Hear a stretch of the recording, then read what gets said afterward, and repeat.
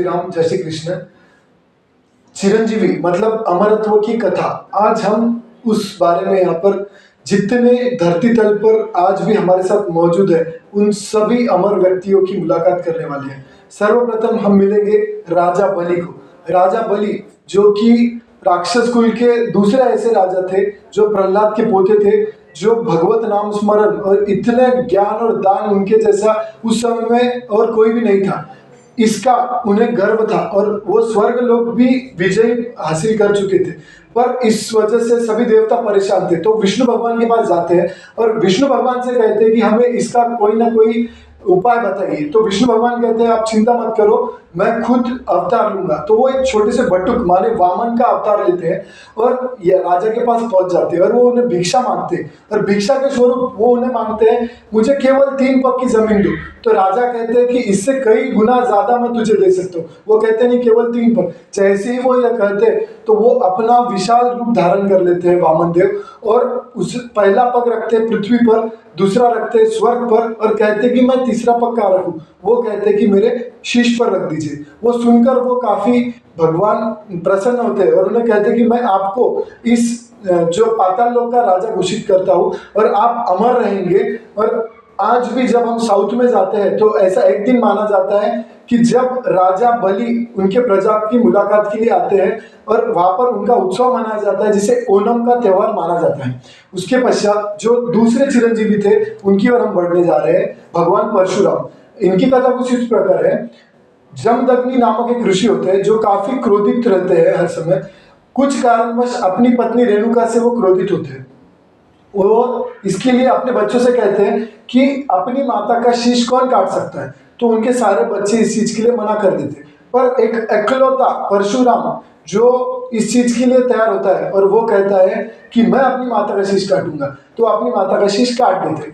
ये देखकर जमदग्नि ऋषि काफी खुश होते हैं और वो कहते हैं मांगो परशुराम, तुम्हें क्या वर चाहिए मुझसे। तो वो बिना किसी क्षण का विलंब किए भगवान परशुराम उनसे कहते हैं कि आप मुझे मेरी माता को पुनर्जीवित कर दीजिए। और वो अपनी माता को पुनर्जीवित करवा लेते हैं।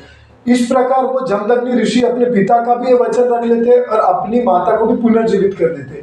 केवल इसीलिए उन्हें अमरत्व मिला ऐसा नहीं है, उन्हें अमरत्व मिलने के और भी सारे कारण हैं। उनकी जो शस्त्र विद्या थी, जितने भी महान से महान योद्धा इतिहास में हुए उनके गुरु कहीं ना कहीं परशुराम भगवान थे। जैसे कि गुरु द्रोण के गुरु भी परशुराम है, जैसे कि कर्ण के भी गुरु परशुराम है, जैसे कि भीष्म के भी गुरु परशुराम है। और हमने जो महाभारत देखी और आने वाले कई सालों में जब कल्कि का अवतार होना है उसके लिए सबसे ज्यादा मददगार साबित होने वाले हैं भगवान परशुराम। इसके पश्चात हम आगे बढ़ते हैं महर्षि वेदव्यास की ओर। पाराशर नाम के एक ऋषि होते हैं, उनकी जो एक सत्यवती नाम की उनकी एक वाइफ होती है, उससे जो पुत्र की उन्हें प्राप्ति होती है वो इतना ज्ञानी होता है और ऐसा माना जाता है कि वो विष्णु का अवतार होता है। और वो उस समय की जितनी भी घटनाएं हैं और आने वाले समय में कैसा रहना है ये सारी चीजें वेद व्यास जी पूरा नोट डाउन पूरा लिखकर एक ग्रंथों के रूप में देते हैं, जिसी के बदौलत आज हमें ये सारी कथाएं सुनने को मिलती है। और ऐसा मानने में हरकत नहीं है कि जो मैनुअल जीवन कैसे जीना इसका मैनुअल भगवत गीता के रूप में उन्होंने ही हमें दिया है। और भगवत गीता, महाभारत और काफी वेद सारे भगवान महर्षि वेद व्यास ने दिए। यही ज्ञान वो आगे आने वाले समय में कल्कि को भी देने वाले हैं, इसीलिए इन्हें अमरत्व का वरदान प्राप्त है। उसके पश्चात हम आएंगे हनुमान जी की ओर। हनुमान जी की कथाएं कुछ इस प्रकार है। हनुमान जी के बारे में तो जितना कहा जाए उतना कम है, उनकी भक्ति उसका कोई तोड़ नहीं। फिर भी जो 2 अमरत्व की प्रचलित कथाएं मानी जाती है उसमें से पहली कथा है ब्रह्मा जी। ब्रह्मा जी जब हनुमान जी सूर्य का ग्रहण करने जाते हैं उस समय उनको रोकने के लिए, पवन देव की नाराजगी दूर करने के लिए सभी देवी देवता कुछ ना कुछ शक्ति उन्हें प्रदान करते हैं। तब ऐसा माना जाता है कि ब्रह्मा जी ने उन्हें अमरत्व का वरदान तभी दिया है। कुछ प्रचलित कथा में ऐसा भी कहा गया है कि भगवान श्री राम जब सीता माता के साथ अपने अवतार के अंतिम समय में थे तो उन्होंने विचार किया कि इस जो राम का नाम और राम का काम ये दोनों आखिरी तक के, पृथ्वी के आखिरी तक के रहना चाहिए। तो ये कैसे रह पाएगा, तो ये रहने का सबसे कर्तव्य निभाने वाला व्यक्ति थे हनुमान जी।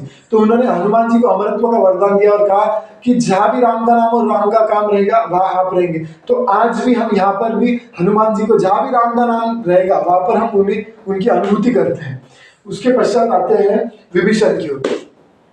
विश्रवा नाम के एक ऋषि होते हैं। उस ऋषि की जो एक कैकसी नाम की राक्षसी होती है, वो मनोकामना करती है और कहती है कि मुझे पुत्र की प्राप्ति चाहिए। तो वो कहते हैं बताओ। तो पहले पुत्र के तौर पर उनको रावण, दूसरे पुत्र के तौर पर उनको कुंभकर्ण, तीसरी शूर्पणखा। अब होता यह है कि इन तीनों का विकराल अकराल रूप देखकर, भयावह रूप देखकर वो भयभीत होती है और वो कहती है कि मुझे ऐसा पुत्र चाहिए जिसमें भगवत स्वरूप है। तो तब जाकर विभीषण का जन्म होता है, जिसमें भगवत तत्व भी होता है। और इतने राक्षस कुल में रहने के बाद भी वो भगवत नाम करके और पूरे संसार का भला किस प्रकार किया जाए, अपनी प्रजा का भला किस प्रकार किया जाए, यह सीख पूरे समाज को उन्होंने दी। इसीलिए भगवान श्री राम ने उन्हें अमरत्व का वरदान दिया। उसके पश्चात आते हैं हम, एक ऋषि जब जंगल से भी गुजर रहे होते हैं अपनी तपस्या करके, वो जब बाहर आते हैं तो एक पसीने की बूंद उनकी गिरती है, वो शिला पर गिरती है। एक पत्थर की शिला पर गिरने के बाद उसके दो टुकड़े होते हैं। तो एक टुकड़े से एक बच्चा, एक टुकड़े से एक बच्ची प्रकट होते हैं। अब ये दोनों लड़का लड़की को जंगल में अकेला पाकर शंतनु राजा उन्हें अपने साथ लेकर जाते हैं। जैसे ही वो लेकर जाते हैं महल में, वो बड़े होते हैं तो उन पर उन्होंने कृपा की। इसके लिए लड़के का नाम कृप गिरता है और लड़की का नाम कृपी। कृप आगे चल के बहुत बड़े आचार्य के तौर पर उभर कर आते हैं, जो कि पांडव और कौरव को इतनी अच्छी नीति विद्या सिखाते हैं जिससे कि आने वाले समय में उनका फायदा हो। और इसके अलावा वो निष्पक्ष भाव से रहकर दोनों की ओर से यह कार्य युद्ध में निभाते हैं। इसीलिए भगवान श्री कृष्ण उन्हें अमरत्व का वरदान देते हैं।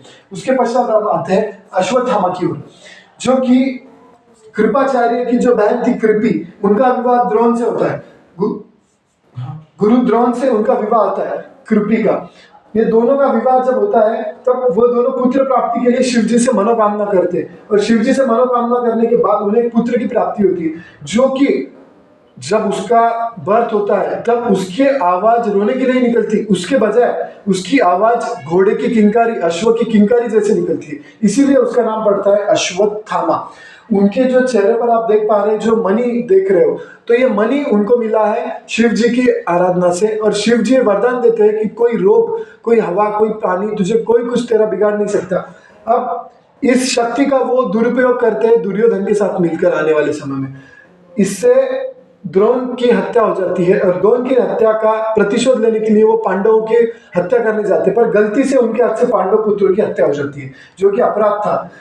पर यहाँ पर भी वो रुकते नहीं, पांडवों का विनाश करना ये उनका मेन मकसद रहता है। इसको कंप्लीट करने के लिए वो अभिमन्यु, जो कि चक्रव्यूह में मर जाते हैं, उनको, उनकी जो पत्नी होती है उत्तरा, उसके गर्भ में जो एक बच्चा होता है उसे मारने के लिए ब्रह्मास्त्र चलाते हैं, पर वो शक्ति का दुरुपयोग कर रहे हैं। इसीलिए भगवान श्री कृष्ण उन्हें इस वरदान सभी को मिला है अमृतों का, पर इन्हें इकलौते ऐसे चिरंजीव हैं जिन्हें अभिशाप मिला है कि ये इस पृथ्वी पर, जब तक पृथ्वी है उनके चिंतामणि निकाल दिया जाता है कृष्ण भगवान द्वारा, और जब तक पृथ्वी है तब तक के वह इसी पृथ्वी पर भटकते रहेंगे। उनके चेहरे से खून टपकते रहेगा और पूरी बॉडी से गंदगी रहेंगी, जिससे कि कोई भी व्यक्ति उनके पास नहीं आए। अब इस चीज के कई प्रमाण ऐसे सुनने में आए हैं कि जैसे एक एमपी का डॉक्टर था, उसके पास एक शाम में एक बंदा आता है और वो कहता है कि मेरे सिर से बहुत खून बह रहा है, इसे रोकिए। तो वो डॉक्टर सारे अपने प्रयास पूर्ण कर लेता है पर वो रोक नहीं पाता। तब वह मजाकिया तौर पर ऐसे ही उसे कहता है कि अरे भाई तू क्या अश्वत्थामा है क्या?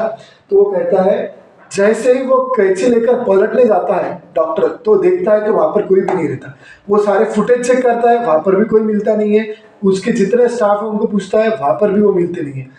तो ये पूरा आपको मुंबई मिरर में इसका पूरा एडिटिंग मिलेगा।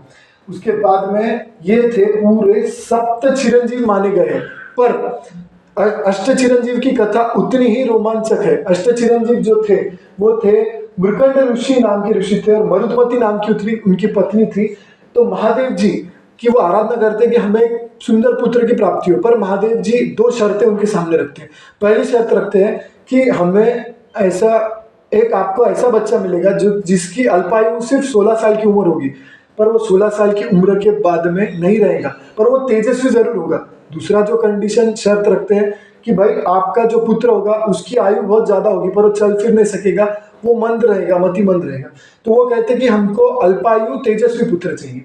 तो वो जो पुत्र होता है वो मार्कंडेय नाम से इतना 16 साल की उम्र में इतनी विद्या ग्रहण कर लेता है कि आने वाले समय में पूरे लोगों को वो सहायता करता है उस चीज को लेकर। पर होता यह है कि 16वें साल तक आने तक मार्कंडेय अपने पिता के पास ऐसे ही बैठा होता है। उनके चेहरे पर उनके पिताजी की जो चिंता होती है, वो कहता है क्या बात है, वो कहते हैं कि बेटा आपकी 16वें साल तक की उम्र है, अभी आपको जाना पड़ेगा। तो वो कहते हैं कि मुझे कोई भय नहीं है, मैं शिव का भक्त हूँ, मेरे शिव है। वो शिव को पिंड को आलिंगन दे देते हैं और यम जब उन्हें ले जाने आते हैं तो यम अपना पास फेंककर उन्हें नजदीक करने जाते हैं तो वो गलती से शिव के पिंड पर गिरता है। शिव जी काफी क्रोधित हो जाते हैं और शिव जी कहते हैं यम को मैं तुझे मार दूंगा। तब सभी देवी देवता और यम उनसे आराधना करते हैं, अगर ऐसा करोगे तो प्रलय आ जाएगा। तो वो इससे बचाव के लिए उन्हें कहते हैं कि आप मेरे मार्कंडेय पर कभी भी यम का पास नहीं फेंक सकेंगे, यह मुझे पहले आप कहिए। तो वो कहते हैं ऐसा ही होगा। इसी प्रकार वह भी चिरंजीवी बन जाते हैं। अभी ये जितने भी चिरंजीवी हैं, इनका केवल यही कर्तव्य नहीं था, इनके आने वाले समय में कई दायित्व होने वाले, जिसमें कि सबसे बड़ा दायित्व कल्कि का जो अवतार होना है, उसमें सब अपनी अपनी ओर से कुछ ना कुछ सहायता करने वाले हैं। तो कल्कि के अवतार में सभी उपयोगी रहेंगे। अभी कोई कहेगा कि ये लोग क्या इसी अवतार में इस धरती पर घूम रहे हैं, तो मैं आपसे कहना चाहूंगा कि ऐसा भी हो सकता है कि कहीं ये लोग इस अवतार में नहीं, हम जैसे ही घूम रहे हो कि ताकि ये पहचान में ना आए। पर जब सही समय आएगा तब इनकी अनुभूति हमको भी हो जाएगी और हम फील कर पाएंगे कि हम चिरंजीवियों से मिले हैं। धन्यवाद।